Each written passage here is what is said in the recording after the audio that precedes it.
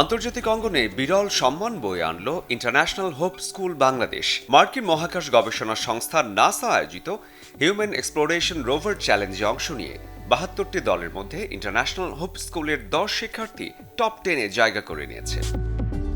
যুক্তরাষ্ট্রে অনুষ্ঠিত প্রতিযোগিতায় মেড ইন বাংলাদেশ নামে একটি রোভার প্রদর্শন করে দেশের এই ১০ শিক্ষার্থী। এমন কোনো প্রতিযোগিতায় অংশ নেওয়ার রেকর্ড এটি দেশের ইতিহাসে প্রথম।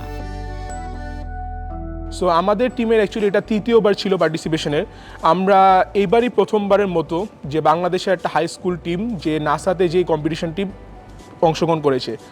আমরা একটা রোভার বানিয়েছিলাম, যে রোভারটা হলো অ্যাকচুয়ালি 4 চাকার একটা ভেহিকেল বা একটা গাড়ির মতোই সিস্টেম, যেটা আর কি আমাদের ফুল টিম ডিজাইন করেছে অলমোস্ট 9 মাসের টাইম নিয়ে। অনলি হাই স্কুল যে নাসা কম্পিটিশনে 3বার সিলেক্ট হয়েছি, and it has been a huge success for us.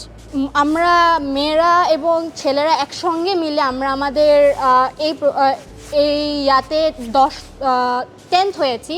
So আমরা হোপ করছি যে আমাদের নেক্সট ইয়ারও ভালো যাবে এবছরের মতন। 10 সদস্যের এই টিমের নেতৃত্ব দেন স্কুলের বিজ্ঞান শিক্ষক এবং স্টেম ফেস্ট সমন্বয়ক ওতমান চারমৌকা।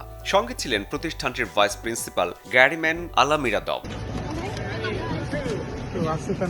প্রিন্সিপাল রোকসানা জারিন জানান, বিজ্ঞান মনস্ক নতুন প্রজন্ম তৈরি করতে আমাদের স্কুল অত্যন্ত আন্তরিকভাবে কাজ করে যাচ্ছে। মানে by the grace of almighty যে ওদের এই ডিজাইন এবার অ্যাপ্রুভ হয়েছে। ৭৫টা সিলেক্টেড টিমের মধ্যে ওরা 10তম পজিশন নিয়ে আসছে। এটা আমার জন্য বলবো আমাদের দেশের জন্য আসলে অনেক বড় একটা অ্যাচিভমেন্ট।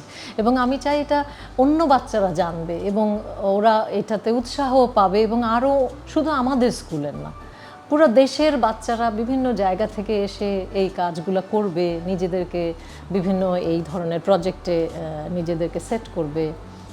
তো আমাদের তরফ থেকে সব সময় অনেক বেশি চেষ্টা থাকে যে ওরা যাতে অনেক ভালো করে।